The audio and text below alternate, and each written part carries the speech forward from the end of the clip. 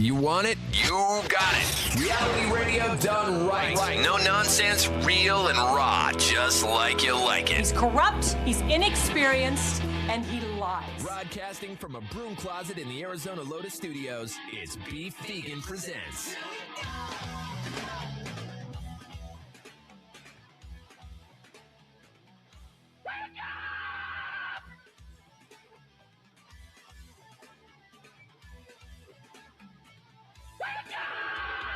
Yo, welcome back to the show. It's Beef Vegan Presents live on Rock 102.1 KFMA, streaming worldwide at KFMA.com on this beautiful Monday, February 9th. Good morning, Rico. Good morning. And good morning, Tucson. Thank you guys for tuning into the show. And happy post-Super Bowl hangover. Hopefully you're feeling pretty good. We got a short week here ahead of us. Got a lot to get to. And, of course, everyone is waking up and recovering from a day that should be a national holiday, right? This should be. It's a conversation that happens each and every year. There's petitions going year round, be like, hey, Super Bowl Monday should be the day of rest for most of America because, everyone gathers around, overeats, sometimes overdrinks, and enjoys a big game. As congratulations to our 2026 champions, the Seattle Seahawks, who took down the Patriots. The Seattle kicker? The Seattle kicker. He didn't make most of the points. Well, he did make most of the points. It wasn't all the points, I know, But yes, with a 29-13 win, they, Justin Spears was we predicted that it was going to be a defense-heavy game, and that it was. In fact, actually, the first half was pretty much just 3 and out. I mean, for the Patriots, punting on every single possession, and Seattle being able to get 3 field goals in there. You would think that the field goal kicker would be the MVP, but it was not. It was the Seahawks running back, Kenneth Walker III, who was responsible for 135 yards on 27 carries, becoming the first running back to win the Super Bowl MVP award since Terrell Davis of the Broncos in 1997. Wow. That's how long it's been since running back has got the MVP honors. Damn. Yeah. So, but it was a defensive clinic on both sides for the most part. In the first half, especially second half, they opened it up, and Drake May, started slinging the ball, as they say. In fact, actually slinging was a term that I was hearing a lot, that's they coined that phrase, and it was very popular this year. Slinging on all different types. There was even a little Tom Brady clip where he was talking about how when he was in the Super Bowl, he had Drew Brees next to him as his backup quarterback, and the coach Belichick and his coaches were telling him to protect the ball. And Drew Brees turned to Tom Brady and said, F that, sling it. Right now, in a way, and of course, Tom Brady slung it. They won the Super Bowl, and it looked like Drew Brees was a genius. But in a way, I'm kind of skeptical because I'm like, maybe he was trying to get his job back. Yeah, he's like, that didn't go as planned. Yeah. Oops. Hey, Tom, don't do what the coaches say. Do what I say, and it'll work out. And then you turn to Belichick. I can't believe he's slinging it, man. You told him to protect the ball, and this kid just slinging it. Put me back in, coach. Put me back in. I accidentally inspired him. Yeah, so. Damn it. But yeah, so he threw, Drake May ended up doing okay once the nerves settled in the second half. Yeah, for a 16-year-old kid, he did all right. Doesn't he look young? I mean, honestly. He is like 22. Right? He is. It was, I think, one of the youngest quarterbacks in Super Bowl history. But yeah, baby face for sure. Could not grow a hair on his face to save his life. But he threw for 297 yards, 2 touchdowns, 2 interceptions. But overall, it's the Seahawks. They edged out the Patriots in total yards, 335, compared to New England's 331. So it's crazy when you look at the stats. You would think it was a lot closer, right? Right. But watching the game, it just seemed one-sided. Yeah, it was lopped. Yeah, big time. Oof. Right. But at the end of the day, the tail of the tape is just actually, I guess they put in a pretty good fight. Supposedly, and of course, a lot of people are wagering, but Seahawks were an overwhelming favorite going into this, right, Rico? Oh, yeah. Yeah. What were the odds there? Like 14-1. I don't know. I don't remember the exacts. I just know it was heavily favored towards the Seahawks. To where you didn't even want to take the yeah. straight up, right? So you're like, I Tempting. don't want to bet $10 just to get $1 back, something like that. Yeah. Right. Let's go for the 10-leg parlays. That'll work out. Right.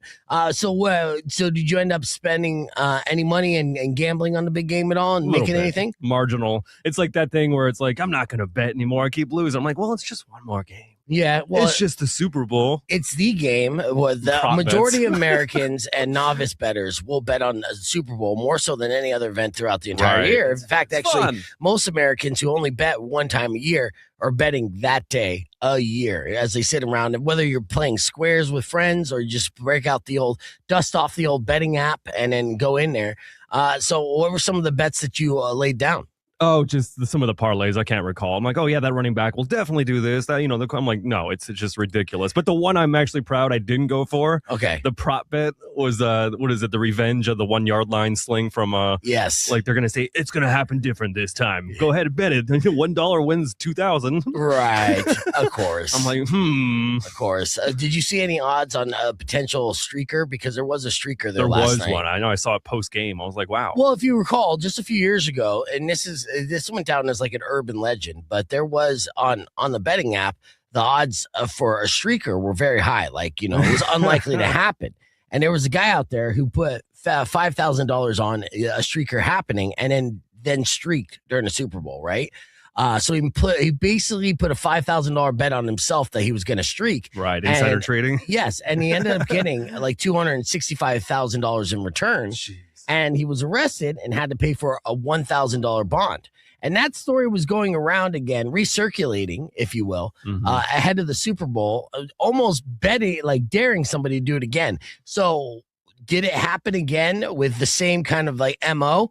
Potentially. The guy who streaked did have something written across his chest. Oh, God. It was like trading a blind spot. What? That's what it said on his chest. He wrote "trade in the blind spot." So we'll go down the interesting. rabbit hole and see exactly At what least that it wasn't means. sponsored by DraftKings. Well, that's You know, another big thing, yeah. right? I mean, Like DraftKings. right? Yeah. He probably like. What a great way to kind of ensure advertisement on the biggest day of the year No in television. kidding. Bob's Car Wash. Yeah, if DraftKings said, "Oh, it's 101 odds," somebody will streak saying "Bet on DraftKings" Right. written on their chest. I don't know that. I mean, they probably get in trouble for that. But yeah, trade in the blind spot. We'll try to figure out what that Interesting. means. But there was something there on that. But overall, pretty entertaining. And I hope you guys. Didn't have too much acid reflux at night in the old person status, right? Right. hope you had a good time as we gear up, and now it's all just eyes forward into the void that is the sports season after the Super Bowl. I mean, we do have March Madness coming up. We do have the NBA playoffs and the finals coming up. So there are some things to look forward to on the sports front. And of course, the Olympics are happening right now. But I just checked with the TV ratings on that. It seems like nobody cares, but we'll see if they care after the Super Bowl. So we have a lot to get to today. Listener debate all week long.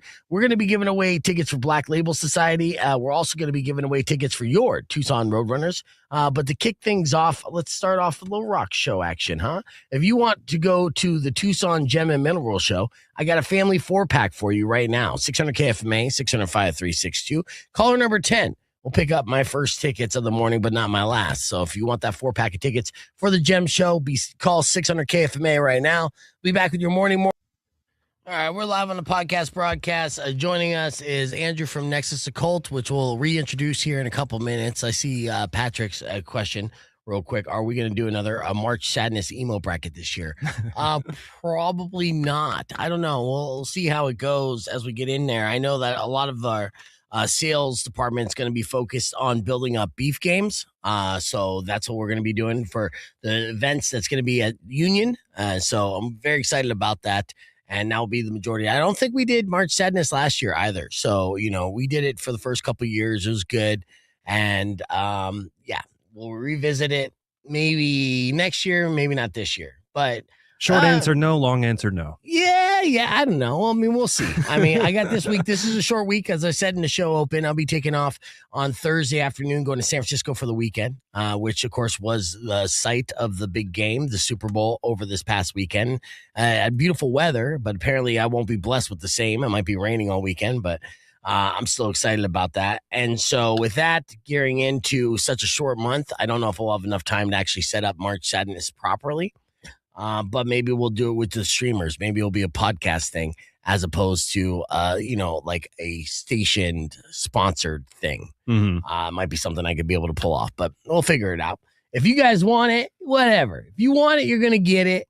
We're going to be talking about symbolism and the Olympics. So this is perfect timing here to have Andrew back in. And also Nexus Occult did a pop-up in Bisbee. And is this going to be a year-round pop-up? Yeah. It's ongoing right now. So we opened it up in November, and it's going to be up there for at least, hopefully, all of 2026. Shit, dude, you must have opened it up like right after we went, because we went during my birthday weekend, right? So that was like halfway through November. Yeah, when did you open? Very end of November. Yeah, It's like a week after, yeah. We just missed out. Yeah. But Bisbee is like such a great place for that too, because Absolutely. of the history of that town and it being allegedly haunted and everyone having ghost stories from there.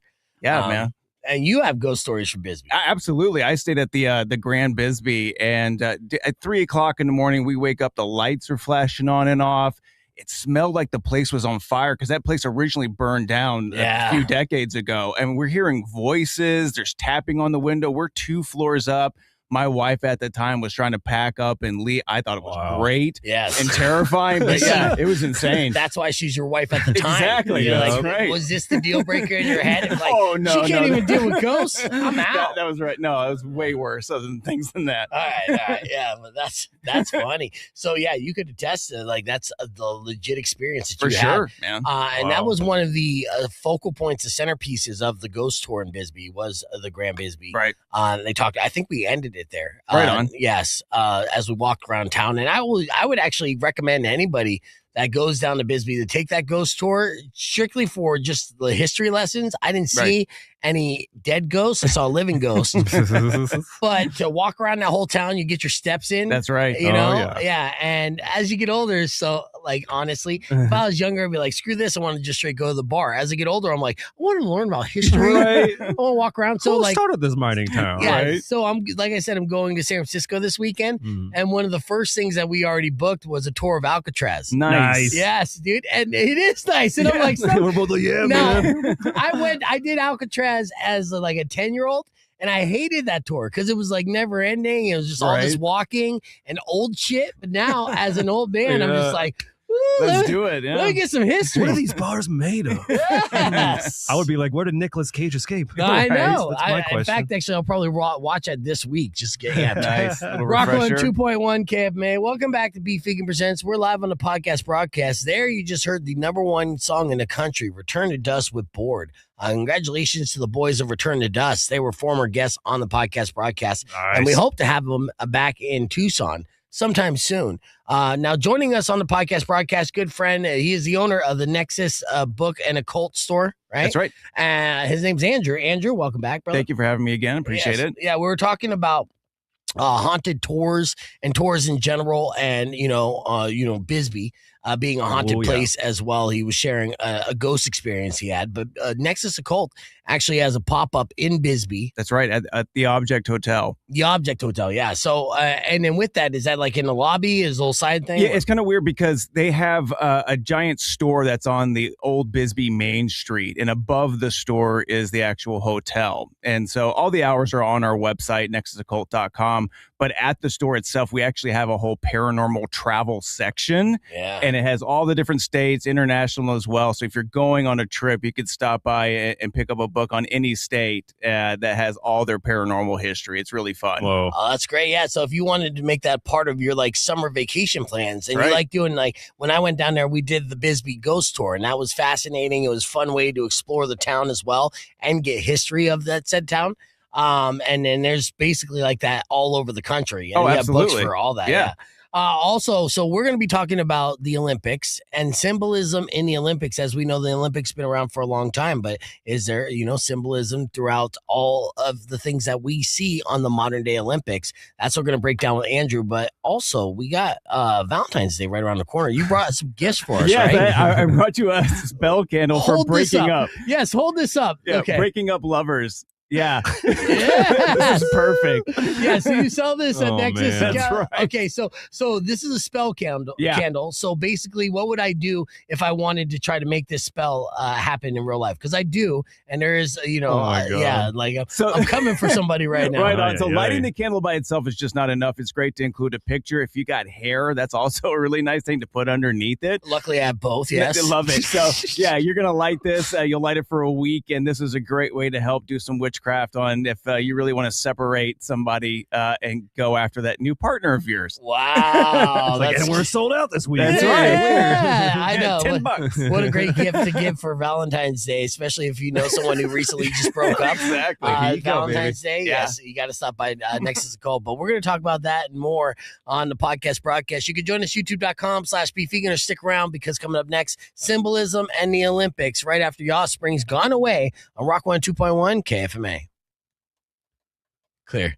Yeah, that's funny. I don't have the hair, actually. I'd have to be a special kind of freak to still have hair. And Hey, I don't judge, man. Yeah, no, I don't know. kink shame. I know.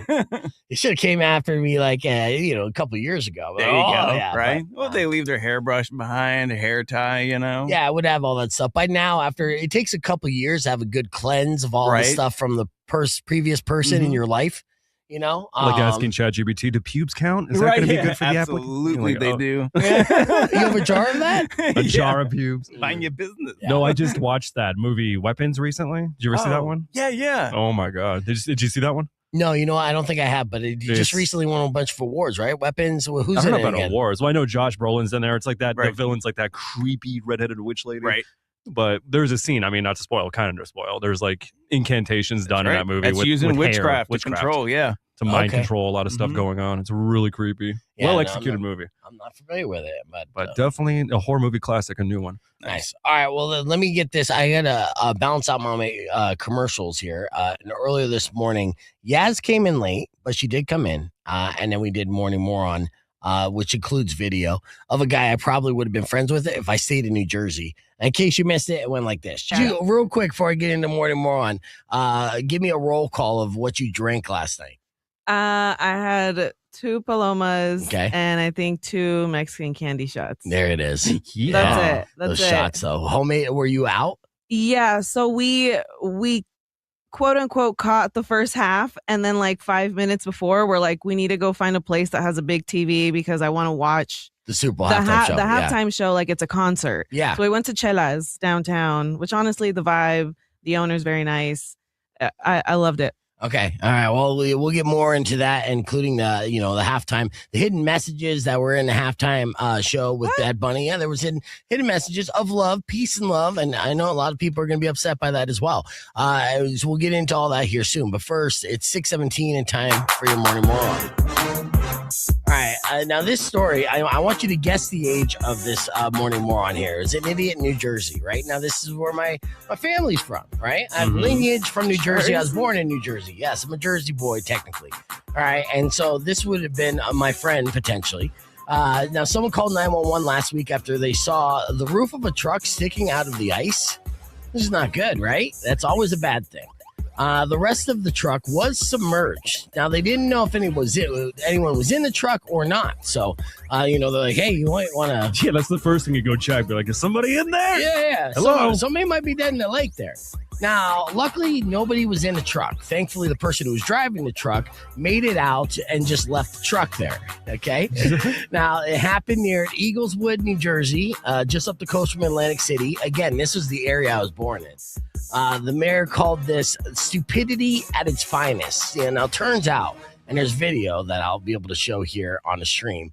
It turns out that a guy was driving a truck and it was like, you know what I want to do right now? I want to do some donuts on that frozen lake over there. Hell yeah. Yeah, they say it like, there's an accent, but it's a New Jersey thing. He's like, I don't even have a Jersey accent. What can I do? Right? You got an East Coast God accent bless for them. me. Come There's on. a little Italian. Yeah, little give me Italian. an Italian accent. Say, I want to do some I'm gonna donuts do some over donuts there. over there. Yeah, there Let's you go go. do some donuts. All right, so yeah, that's Ice donuts. you're seeing video. Oh my gosh. of a man doing donuts, and the thing with donuts, and just driving Damn. around on tires in general, Took a bite. you're creating heat, and that heat was enough for them to be able to melt through the ice right I mean, there. that's a fun ass 5 seconds Yeah, I guess. until that happens. Now, there's no word on the maker model, but it's an average full-size pickup, weighs about 3 tons. Oh my gosh. They haven't released the guy's name. Rock 102.1 KFMA. Welcome back to Beef Vegan Presents. Interrupt that Morning Moron clip that we were playing on the podcast broadcast to get back here and talk about the Olympics. But the thing is with the Olympics, and the Olympics been around for several hundred years, What a great way for other countries to kind of unite through the spirit of competition, right? But there's also tons of symbolism that are through the Olympics, not only the origin and the beginning of the Olympics, but all the way through the modern day Olympics, right? Andrew from Nexus Occult, he knows all about this type of stuff, symbolism in general. You know what I mean? There's symbolism in modern day, products that are all over the place. You talk about Starbucks and Monster. They have their symbolism in there that Your the internet money. will point out. That's right. Money, of course. I mean, if you look at the back of a dollar bill and you're high, that can take you days to try to decipher all that. Right. And what does it even mean? But yeah, I did not know beyond the Olympic rings, right, of what other potential symbolism may be. Give us some examples of things that we would want to look out for in modern day Olympics that would kind of have symbolism hidden throughout. Right. So one of the first things right off the bat is that all-seeing eye. Like you just pointed out, it's on the back of the dollar bill. That represents that you are under surveillance constantly, not just from a government aspect, but from a metaphysical aspect. That there is always someone watching. And then they had the inverse of the star, the pentagram, pointing down as opposed to pointing up, Right. pointing down to hellfire. It's with you constantly. Really? Yeah. And that's, this has been around forever. I mean, it's on the dollar bill too. So, so essentially, does that mean like Lucifer's been staring at, like watching us in the shower a this little whole bit, time? but I mean, then you kind of have to get back in between Lucifer and God of the Old Testament, the old school God versus kind of Gnostic text. Is the old God of the Old Testament really the bad guy, and Lucifer was the good guy, the light bearer? That's what Lucifer means, light bearer, bringer of knowledge. Where if you read the Old Testament from especially the Gnostic perspective, he was bad. The God of the Old Testament smiting children left and right, not kind of a benevolent thing, Right. So I think that's kind of a big argument in the cult, is the God of the Old Testament is not necessarily the God of the New Testament. Right. Yeah. So we're pulling up some images here. What are we seeing here, Rico? the opening ceremony of the Olympic Games, the Winter Olympics in northern Italy. It says nothing but a display of dark occult symbolism resembling satanic rituals. Because you do have that opening lighting with the sort of inverse pentagram, like two of them combined, cauldrons. Can you click on that? Make it full screen for me? The Eye of Sauron. Yes. Okay. Well, I don't need the sound effect along with it. Jesus, Hey, man, trying to help freak me with the out, theater man. here. Yeah. All right. So explain this imaging right here that you're seeing, Andrew. Right. So again, they have the eye dead center, and then like we said, you have the pentagram. The pentagram points down where the pentacle points up. And so that's when it's down, you're drawing power down beneath you to the abyss. And so that's typically a good symbol for good old Lucifer. Oh, wow. Yeah. And you have the Masonic arches happening. That's too, right. Yeah. Right there, the two columns. So you're familiar with the Masonic too much. Arch. Don't get me started. Right. The 33 degrees. Yeah. And yeah. Yeah, I'm still playing catch up on all this stuff. Now, this was an actual, the shot on the left really was an actual shot from the Olympics? or is that like a doctored shot? No, that's all. No, that's real. the actual, That's yeah. real. Really? Yeah. Because that does look like something straight out of hell. That's like hellfire. Like Right? they're hiding in plain sight type deal, CNN right? on the bottom. Yeah, that's real. Yeah, it's all okay. around us everywhere. I mean, yeah, it's kind of nuts. Like the Gmail envelope, that's kind of a Masonic apron when you look at it. It's just everywhere. Wow. All right. Yeah, don't type in Google or Twitter. Yeah, occult symbolism in everyday life. You'll go down a rabbit There are hole. too many Yeah, rabbit Honey, holes. I'm on lunch Yeah. break. Hold on. Right? What are some other things that we're going to be looking out for as far as symbolism throughout the Olympics and stuff? I mean, we saw the opening ceremonies, obviously. I mean, that looks spooky as all hell. And of course, the internet's having a field day with all this stuff.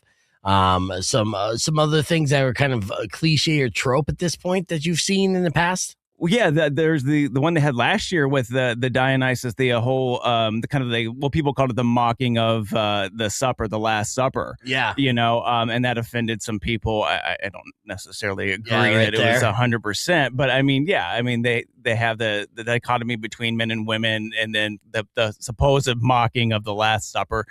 I don't know if it's necessarily art. that. Yeah, right. I think it's right. open to interpretation, really. Yeah. Right. So, Yeah, so we're talking symbolism in the Olympics with Andrew from Nexus Occult. For those just joining us here on the podcast broadcast and the opening ceremony in particular, it is interesting that you do see the downward pentagram. I mean, it's right there with everything else. What other things does the pentagram mean, though, in other cultures? Well, actually, the pentagram, excuse me, so sorry. The pentagram represents the four elements plus self. So even actually the pentacle was actually used in early Christian symbolism. Before it was kind of bastardized and now it's kind of a scary symbol for people who don't know anything. But pointing up represents kind of glory going up, ascension, pointing down, descension into the abyss to hell. At least that's how some people interpret it. It's like perversions of things that were sacred at one point. Right. Almost like the swastika. That's a perfect example. Yeah. Mhm. Right. All right. Yeah. You got the covering of the eye, leaving that one eye open. When they hold their fingers out in threes, 3 and 6. Sometimes they'll cover the mouth as well, the silence. Oh, wow. They're even throwing Bad Bunny in this. There you go. He's definitely in there. All right. That's all Illuminati stuff. He's a Bad Bunny. Yeah. Now there's Moloch for you. Who's Moloch? Moloch, Canaanite god. Yeah, they would sacrifice children to Moloch. Oh, yeah. So Moloch is actually pretty popular right now with all the releasing and the conversation of Epstein. Yes, that's right. He's mentioned many times in those emails. Absolutely. Yeah, Moloch is mentioned many times. How many? Not as many times as the other another guy. name. Yeah. But, Right. But still, it's the two. He's getting his clicks. That's tough. Those are the two most popular names in that. Right. When you go search it. Interesting. Yeah. So we'll talk more about this on the podcast broadcast. You can join us, youtube.com/beefvegan. Also, shout out to Todd and congratulations to your Seahawks for winning the Super Bowl, which I'm sure there's symbolism behind that as well. We'll figure that out. But you can join us, youtube.com/beefvegan, or stick around because we got music on the way from Volbeat and Green Day and Rock 102.1 KFMA.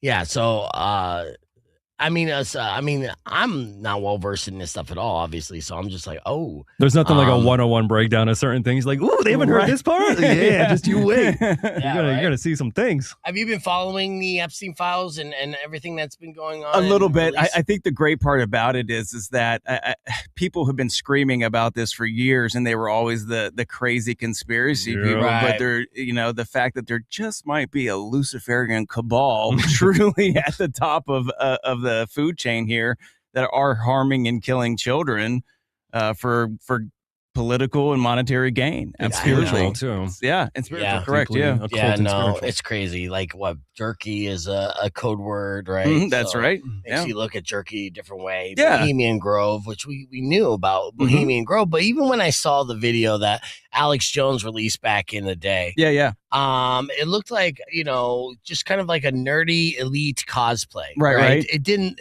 like a quasi play of sorts where it's like, okay, I could see it's like, is it like, are they actually doing it or are they pretending to do it for the sake of fucking ritual and like fraternal, like fraternity type of reenactments and stuff? Because nerds, they'll do nerdy shit. Right. And then they do burn an effigy of a child through that. It's called the cremation of care ceremony. There's a 40-foot stone owl, which represents, again, Moloch. Yeah. And that's the burning of the child, that the effigy of the child that they go through. Again, is that symbolizing of a child, a pure spirit, a pure soul, to destroy that with fire. Right. Okay. So, but that's what they did. But even with Bohemian Grove and that, there wasn't an actual child in it, or that I saw. At least right. not that we know of. Right. No, That we know of. Of course, rumors and stuff. It's an all-male club, and it has a lot of the top people in politics in the business world. Reagan, Nixon. I mean, those Bush. They were all part of Bohemian Grove.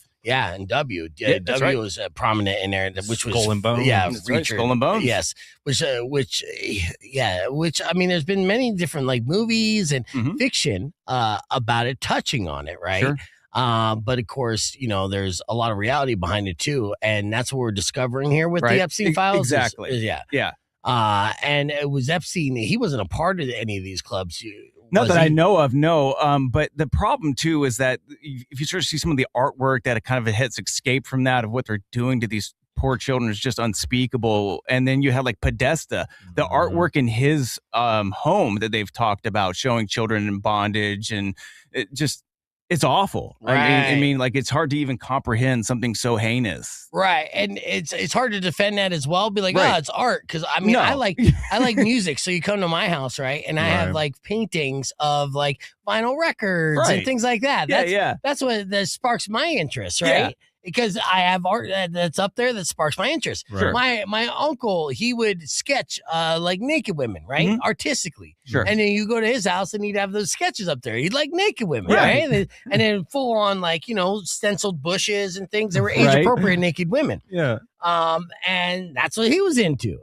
So yeah, to have like children in bondage, it would be Right. hard to say, like as Oh, you far don't as the get it. art, Right. Yeah. You You know. don't get it. It's right. It's allegory. It's not Like, a what? Rorschach, Right. right? Yeah, Or no, whatever, not right? at all. Like, Yeah. Balenciaga. I mean, that brand, and when you break that down, that breaks down to Baal is good. King Baal, who's one of the kings of hell, Yeah. is something else that you would sacrifice children to. And they had a whole pedophilia scandal within their advertising as well. Jesus. No. I know. Things 10 years ago, people are like, "You're crazy." Now they're Right. like, "Wait, maybe you're Hang onto on a something." It's second, like, you oh, know. okay. Yeah. But even with this stuff, Vindication's not always a good thing. It's just like, Correct, damn, right? well, finally, people are starting to Didn't want to open be up. right about that. Yeah, exactly. right. And do you think that's the reason why they want to redact so much and continue to redact so much is because not necessarily some names that are directly tied, but really the revelation of these organizations Right. and what their power may be. And then what can be the power, is the Nexus Occult and stuff like that for doing all these rituals and stuff. You can argue that success has followed a lot of the people that participate For in this, sure. but could they potentially have achieved that success without having to go through all these Right, exactly. things, But these right? are hyper successful people, not just like rich people, but there's a difference between rich and powerful. right, These are both, right. and these are trilateral commission people, the Council of Foreign Relations. These are the people, the puppeteers that make the world go round. Right. Trilateral commission. Yeah. Mhm. Bilderberg people. I mean, it's nuts. Yeah. That is. Let's see. Todd said Rico is too innocent for this crazy talk. I guess Todd doesn't know me You're that gonna be well. radicalized by this. I don't know Rico's about not that. wearing pants right now, Todd. Yeah, he's excited to talk about this. I will say that I will dispute one thing. There was a picture that was going viral on X where it looked like a person that was kind of like basted like a turkey, right? And people sitting around about to eat it. That was actually from the movie, the horror movie Thanksgiving. Oh. But Oh, I saw that. Yeah. Okay. right. And you're saying, oh my God, see, they're eating people like this. Look at this turkey. That doesn't look like a turkey. That looks like a human being. And it absolutely was. Right. But it was also from this fictional movie. Right. And that was a shot from the set Yeah. of them before and to do that. So, Trolling at large. Yeah. Yeah. And that's the thing. It's like, it's going to be easy to deceive a lot of people. For sure. Because the amount of files to go through is an obscene amount, right? For sure. You're talking Over millions of 3 pages. million so Right. far, just in this last dump. Right. And a lot of it was still redacted. Still redacted, exactly. Yeah. And that's what's so upsetting because I think they just say redaction to protect the victim. Yeah. No. I mean, if you redact a few names, fine, but there's whole pages. Yeah. Like just the to and from on the email is redacted. There's Yeah. no need for that. No. Yeah. Yeah, you need to know that to and from. In Mhm. fact, actually, they found out and they pointed out that the phrase Don T Mhm. was automatically redacted because they redacted the word don't. Don't. I swear to God, yeah. Right. Yeah, it was an accidental We're taking redaction. no 'cause risks. Again, Yeah. the one thing that you could bet on this, regime, or as far as the people in charge of releasing all these, is that they are fucking incompetent, and Yes. they continue to showcase that on an expert level, Right. And the way that they release and then redact and then retract and then re-release and then redact, and the Right. whole thing is just like, oh, What's man. interesting too, I think I was laughing because it's the whole Clinton allegation too. I mean, Right. obviously, that's not hiding much. Huh? But the fact that I guess he went out there and made that post allegedly about like, all right, you want me to come? I think the public needs a full discourse, like full, unrestricted talk about things. It's almost very interesting for us plebes to like watch these like megalomaniac, like billionaires and trillionaires and power mongers Right. try to still fight each other at the top. sure. It's like watching dragons fight. You're just like, oh shit, Yeah. watch this. Going to throw each other under the bus. You know, Yeah, who's going to come out cleaner, kind of thing. Yeah, both Bill and Hillary have publicly stated that they're ready to testify before Congress. Like, oh, but then really? the GOP said, okay, we want that testimony behind closed doors. And they're like, no. So like, if you're going to do it, we're going to do it the old-fashioned way. Right? We're all going down, baby. Right. Do it the old-fashioned way. Remember back in the day, in the 60s, when we had television, they would have these, historic cases where it's the people being, like Congress interrogating the subjects in front of peers. Everybody, yeah. Right there. Mhm. It's like, that's the way they want to do it. And it's like, yeah, do that. Exactly. But of course, now the president's kind of walking back his previous criticism of Bill Clinton. Like, and Bill's now a cool guy, Right. He's a nice, good guy. We had a great barbecue. he gets me. He understands me is what he said. And it's just like, yeah, that's why you don't want him testifying in front of everybody. I get it. It's crazy. Slick Willie. It's crazy. What is the most shocking, considering that you kind of known about this kind of, these practices in the past and, being well versed in all of that? What's been the most shocking from any of this, or if any of it's been shocking? No, it really. I mean, as a parent, I mean, I have 3 children. I wouldn't. The idea that someone could harm a child, I can't wrap my head around that. I mean, I just don't understand. And it's not. It's harm in the worst possible way. All the time, a lot of times. And there's a great book called The Franklin Cover-Up that talks about them flying kids in from a place called Boys Town into Washington, D.C. This has been going on for so long. The Franklin scandal. Right, exactly. Yeah. And it's not necessarily a left or a right thing. People need to get that through their heads. It's an all of them thing. Right. There's no side to take on this. It's that the whole political landscape is corrupt in the worst way possible. The George Carlin quote, "It's a big club. Yep. And you're not in it." Yeah. Yeah. And that's always kind of been my feeling and stance as well when it comes to this political theater and tribalism and stuff. Right. It's like, no, they're both fucking us. Exactly. Yeah. And it's pretty rough and really transparent, and it's unfortunate. But some people are figuring it out. And then, there's some people that aren't, are doubling down on. No, what's wild is like meditating on the fact that you go back to, they say if you observe the 2012 with Wall Street, what is it? Occupy Wall Street. Occupy Wall Street, yeah. Like that was the first time in like recent history where the people kind of collected together regardless of who they were, and realized the bankers were screwing them over. And then from that point forward, we noticed that timeline of like identity politics. Correct. Take the forefront. Right. And sort of like make the agendas happen. Like, okay, now we're going to pit them against each other. That's the first time. Exactly. The racism and all that kind of stuff kind of coming to the forefront versus like us versus them as class structure. Yeah, no, that's the first I heard that connection of, post-Occupy, where identity politics became, even more polarizing. Right. That's interesting. And that does make sense. Now, Occupy, I was there documenting the entire thing. I had friends who were Advent believers. I was frustrated by the whole cause because it didn't, because I didn't see. No, there wasn't any leadership. There wasn't any kind of direction. Right. There wasn't an end game. It's like, yes, the point of Occupy is a great point. And, hey, these people at the top aren't sharing. And I get that. But just sitting in a park. Right. Is in not a drum circle playing. You're not doing anything. No. Yeah, you're not doing anything. You're just wasting time and then not necessarily pushing the cause forward. Right. And Occupy also had this, at the time, it made sense to them, said, look, we don't have a leader in this movement, which is like, okay, that's great and all, but you also don't have direction. Without a leader, you lack direction. And, I'm not saying you should mobilize, but I just saw the absurdity in it. And I was like, I felt like nothing would get done, and nothing got done. Yep. And obviously they just continued their stranglehold. But since then played the psyops and then pitted us against each other. Rockwell 2.1 KFMA, welcome back to Beef Vegan Presents. Oh, the rabbit hole we're going down. And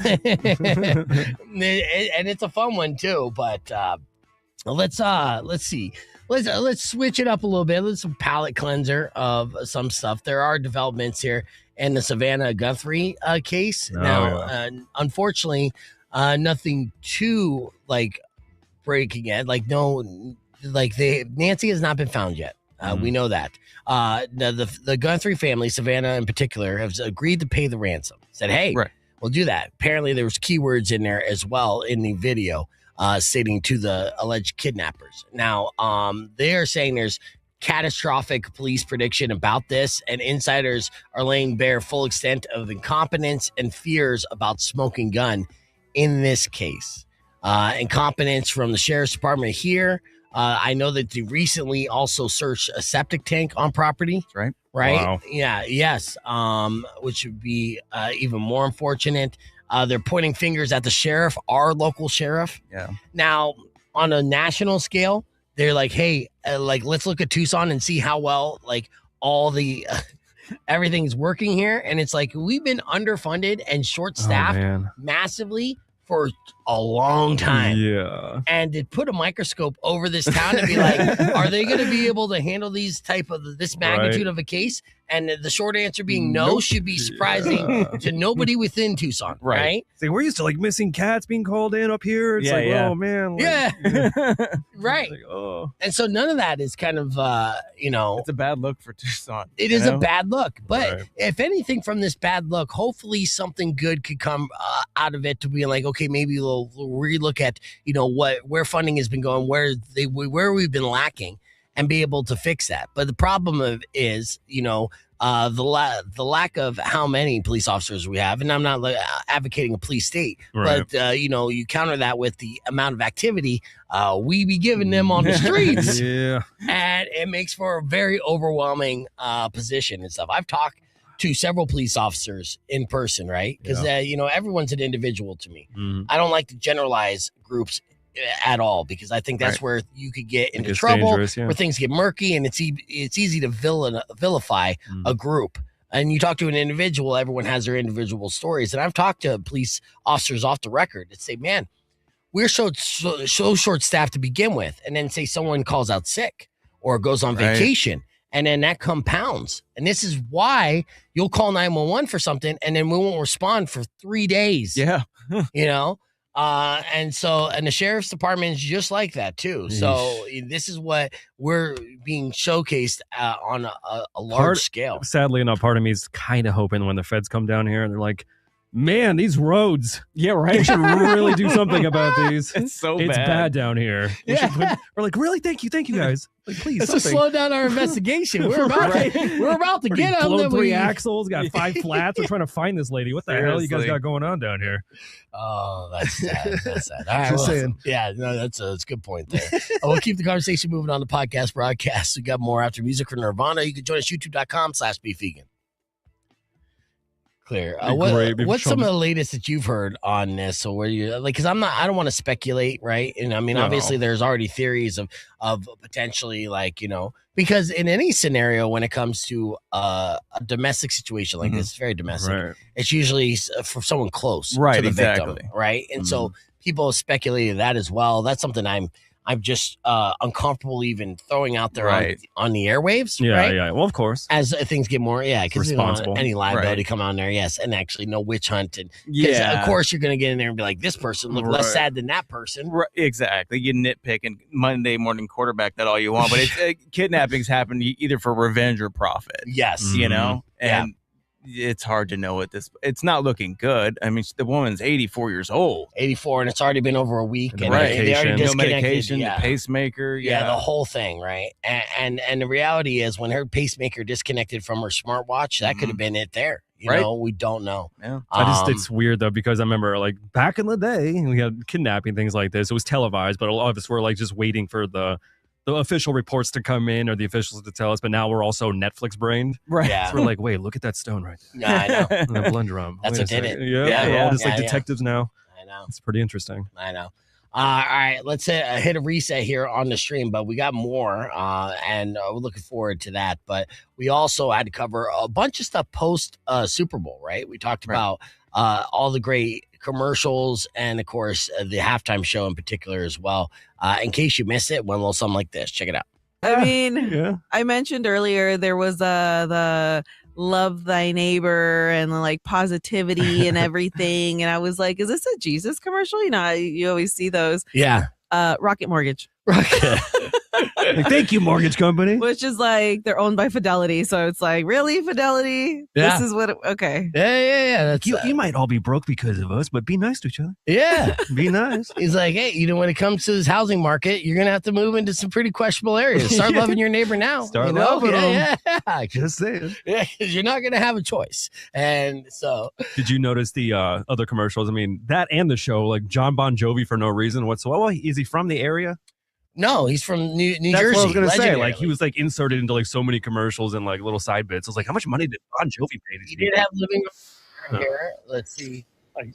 This was an all-star. State Farm did this ad, and it was great because it starred Keegan-Michael Cade and Danny McBride, who led an off-key sing-along with Harry Steinfeld and John Bon Jovi, which it was his song. Let's listen to it a little bit here. So this is technically trespassing. This is illegal. Okay, right. There's damage to your home on this block. We will make things right, cause filing a claim is tough. Can't I just do it in an app or call an agent? No luck. So forget what we told you.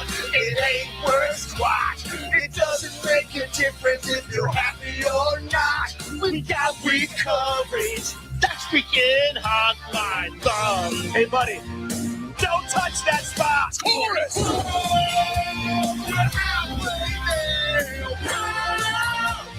What are you pointing at? Cat's Eye. Oh, Cat's Eye. Take off there. It's full of hot air. Whoa! Take this long hair. 2-minute commercial. So Yeah. the unedited version is 2 minutes. Oh Of my course, God. You only saw 30 seconds of the Super Bowl, but you could watch the extended version on YouTube for sure. But it does star a little bit of everybody. And Danny McBride is always pretty solid. I love him. Yeah, so that was kind of like the rundown of the best Super Bowl commercials that happened over the 60. And overall, like, we've had years. There have been a lot of misses.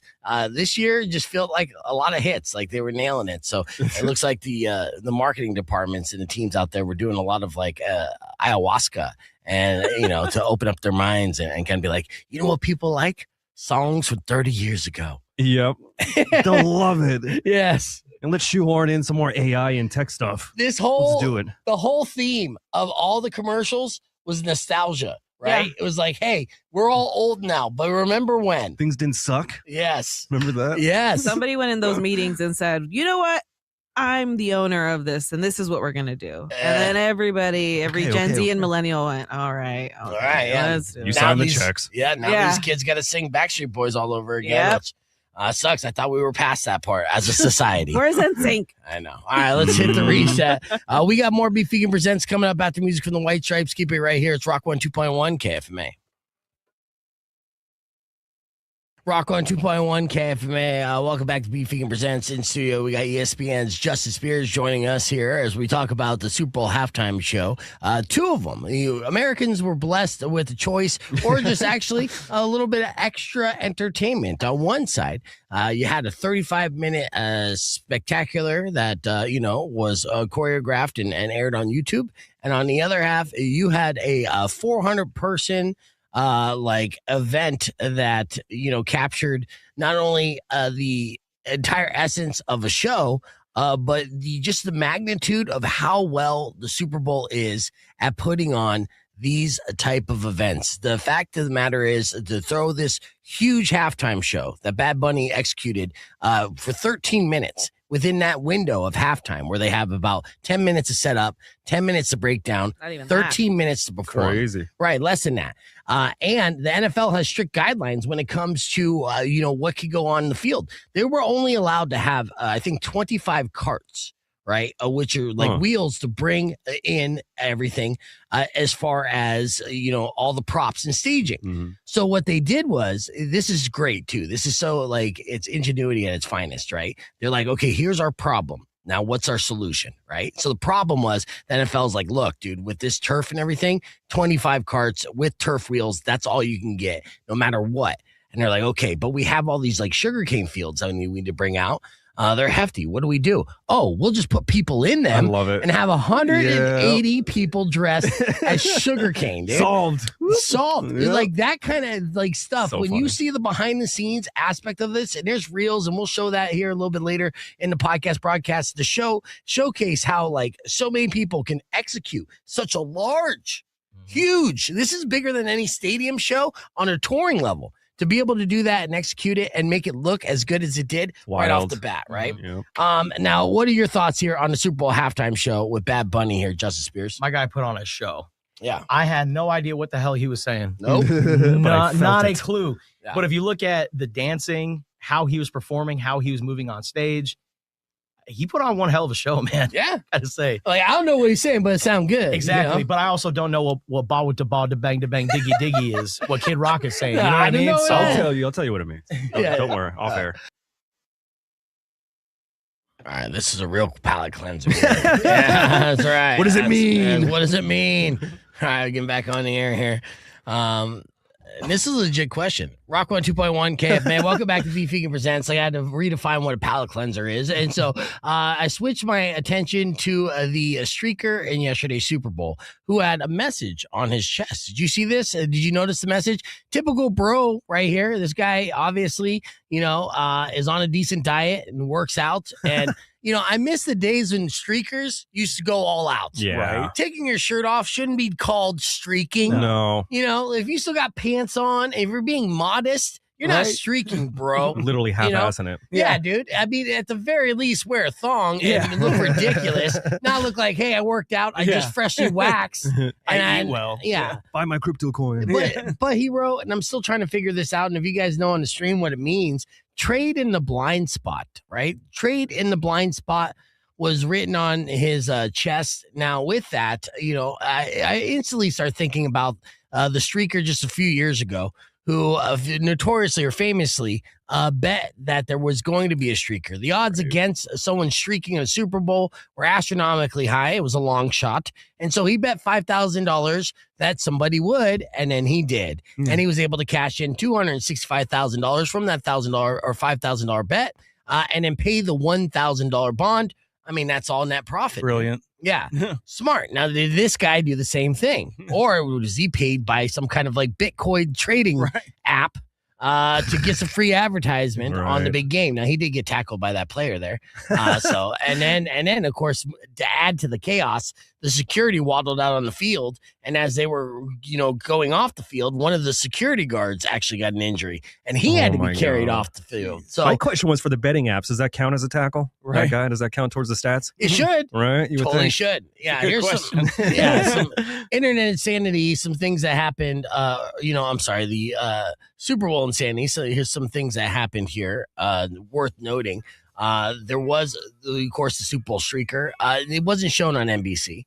And it happened in the fourth quarter, and it was Kyle Williams who helped chase him down. And so someone bet $250,000 on the coin toss 40 minutes before the game. Jeez. It was probably Drake. Well, probably. Yeah. Caesar's Palace said somebody bet $250,000 or $253,000 on that, and they picked heads, and they were right. And so they won their money back plus $245,000. Nice. Which is crazy too, because it's literally 50-50, but they don't Right. give you 50-50 odds, right? It's Right. slightly less. Like there's a long shot that it will land on its side. Right? Could you imagine? Oh, dude, I'd be pissed, right? If you're losing a coin flip bet to the fact that like a physical impossibility It's the double happens. zeros on roulette when you bet a number. You're like, oh, come on. Well, double zero is statistically going to happen 1 in 37 rolls. I mean, that's just, I know. That's That's a okay. feeling. Thank you. Yeah, a little beautiful mind there. That's right. That's right. That's right. Actually. Yeah. All right. Well, continuing though, let's see other crazy bets. SB Nation did a rundown on how some of the other props bets would work out. The national anthem was under 2 minutes. All right. Bad Bunny did over 11 and a half songs. So in 13 minutes. Whoa. Wow. He Didn't know did. that. Yeah, dude, that's impressive. Like I said, the entire mix of the Super Bowl halftime show and the way that it was choreographed, the way the set was designed and how it flowed and the way that they shot it, from the camera aspect, it was pure cinema. It really was such a work of art. And it goes just even beyond Bad Bunny, who deserves obviously a lot of credit, but there's so many names that we don't know that were associated in putting together this spectacular of people who are experts at their craft. Mhm. Right. And I mean, props to the tree people too. yeah, dude, that They you had to stayed stand there still. and not dance during Yeah. all that, Right. salsa and cumbia music. Seriously, It's- they're like aching too. They're like, come on. Yeah, I dude. want to dance. Yeah, exactly. Let's see. We ate a whole lot of wings yesterday. The National Chicken Council's estimate was 1.5 billion wings. That's it. Hey, that's a Yeah. lot. I mean, and then you double that, that's 3 billion chickens, Nice. right? Because 2 Nice. wings per chicken. Yeah. Yeah. And so that would be a new record. Enough wings to circle the earth almost 3 times. Say the average Super Bowl spread costs about $14 per person, but that doesn't include beer. Right. Food and drinks at the game were a lot pricier this year. There was actually a video of the Hammer Burger. Did you see this? Let's see if I can pull that up for you real quick. It's a $180 burger that has a bone in it. And if I'm going to pay $180 for a burger, I'm going to want you to take the bone out for me. Yeah, please. Yeah. Here's the burger in question that you'll see on the podcast broadcast. Oh my God. Yeah. $180. Now, I did see the chef. Damn. The chef described this burger. It's like a blue cheese type sauce, right? With the patties. And of course, that big ass bone sticking in it. And they're like homemade bun. We're like, yeah, at this point, it's to be expected. Right. So yeah, that was $180. There was only 200 of them available. No word on if they sold out. Wow. The cheapest beer was $17.50, and bottled water cost $8. Right. So I'm buying that burger. I'm making that a necklace, Right. like a wrapper, like a Yeah. status symbol. yeah, I mean, and you eat it. It's like too big for your mouth. You grab it. At least you can grab the bone and kind of hold it like that. But that would fall off. Of The whole course. thing it's a work of art, but it's definitely not dinner. $180 too. It's like Jesus. I Yeah. wonder if they sold out of that. Like I said, 200 available. Well, if you're already paying 10 grand for a ticket, I Right. think you'll be. Yeah, You'll I be know. fine. I know. It's an elitist game for sure. Of course, Seattle won the game, but which city has the better coffee? That was a question because obviously Seattle is home of Starbucks and Boston, home of Dunkin' Donuts. So they did a blind taste test of Starbucks versus Dunkin'. The New York Post did, and the winner is Seattle. Oh. Yeah, 43 staff members voted, 25 picked Starbucks. So I'm imagining there's a lot of females on their staff. And then finally, because men drink Dunkin'. we That's know right. that. And let's see, BuzzFeed did a big list of the best memes. One person posted a shot of Bad Bunny carrying a football during his halftime show and joked that he'd already gained more yards than the Patriots. I love that. And yeah, that's actually a really good meme. I'll share that with you here on the podcast broadcast as well. We'll keep the conversation moving on the podcast broadcast. We'll be back with the beef tip after these words. Rock 102.1 KFMA. I was going to tease the difference between extraterrestrial and interdimensional. Yeah. Which we do have a couple minutes on that because the year we did talk about this being the year disclosure is, like the experts keep saying that. And if you don't know what year disclosure means, it means this is the year that the government's going to say, hey, they're among us, right? Right. Or and- actually reptiles. yeah, for whatever reason, they believe that this would be the year for that big distraction or a revelation of sorts, right? But you were saying off air that the difference and the thing that would scare them most is not the exposure that there's extraterrestrial Right. life, but that there's interdimensional life. Yeah. I mean, because extraterrestrial just means off planet, meaning coming from a different planet. Interdimensional, that's when you get into string theory, M theory, where there's basically a bunch of different dimensions layered on top of each other, and somehow these things, creatures, whatever you want to call them, different species, are able to phase in and out of different dimensions, and that's a big issue. I mean, because then you start going back into religion, and it just starts tearing apart lots of things that we've taken for granted for so long. Right. Yeah. What are some of the benefits of being interdimensional? Right. Well, imagine being able to phase in and out from Tucson to New York in a second. Yeah. You know. I mean, They that's get kind of stabbed. You're like, damn it, wrong spot. right. I mean, Which place? Oh, Yeah, exactly.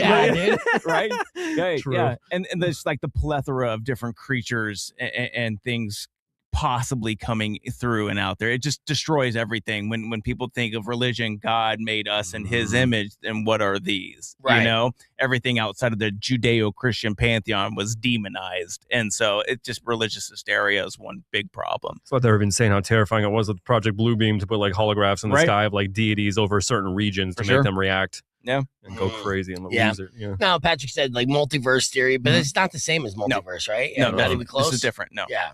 Yeah. All right. And so, do you think? I mean, if in the year of disclosure that they would mention that or no? I don't think so, because I think it would just be too hard for so many people to understand. I mean, it's just like we have with the Epstein files. I mean, this stuff is coming to light, and people just they don't want to know. Right. It just terrifies people so much. They just want to go to work, pay their taxes, and keep their head down. And that's part of it. I mean, honestly, that would be the argument for the government or the powers that be to say, hey, we knew this information, but we didn't want to release this information because it would wreck your entire reality. Yeah, exactly. It would destroy you. And how are you going to get up and, work that 9 to 5 and keep on fucking your wife? Seriously. You know what I mean? So, I mean, I get that. I mean, for the record, though, I'd still fuck. Yeah. Same. Yeah. I mean, that Plus, information. it would destabilize the entire global economy. The global economy is the petrodollar. Yeah. If there's now a way to travel without the combustion engine, the whole global economy dies. Well, there's, something that's even more closer to,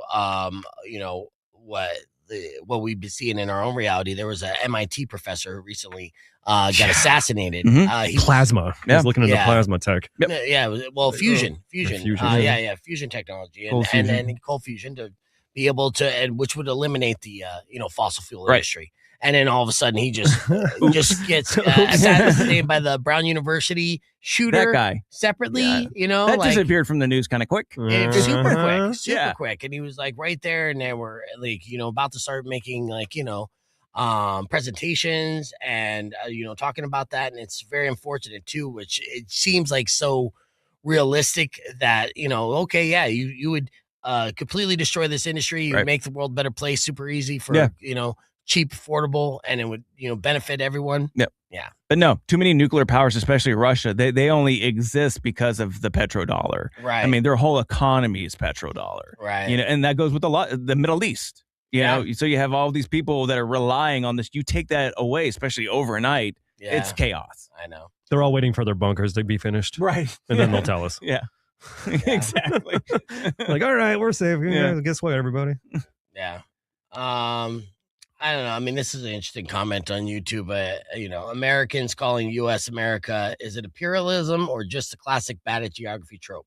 Well, Bad Bunny just named every country in America, so that helped. Yeah. And it was actually, I was a class. I'm like, oh, yeah, good. Yeah, right. I mean, yesterday I learned that Puerto Rico is, in fact, part of the United States of America. That's territory. Yeah, cool as that. And we would have them as a state, but we like the round number of 50. 50, yeah. Rolls off the tongue. Nice. Thank you for joining the stream. Unfortunately, that's all the time we have. Rock 102.1 KFMA. Unfortunately, that's all the time we have for the show, but always a fascinating, fun time with Andrew. Andrew, we always look forward to you come back hanging out with us. We went down many rabbit holes, and we're really just scraping the surface, so I know that we're going to do this again, hopefully soon. Of course, people can visit you, Nexus Occult. Nexus Occult Books and Oddities, 4865 East Speedway Boulevard. Visit us at online nexusoccult.com, and also check out occulttucson.com. That is a local resource for all the amazing stores in Tucson that are part of the New Age, occult, metaphysical, and oddity community. I love that too. You're bringing them all together and like just helping each other out, dude. So I love it, dude. Well, thank you again for hanging out with us, and thank you guys for listening. Don't forget to subscribe to the podcast broadcast, youtube.com/beefvegan. All week long, we'll be giving you tickets for the Gem Show and Black Label Society. We'll be back tomorrow morning, bright and early. Till then, enjoy the rest of your day. Drive safe, ride safe, and as always, rock local. Later. When that hour flew by. So soon will come an end to all your grief. But if you've been mean or kind of bad, I will knock out all your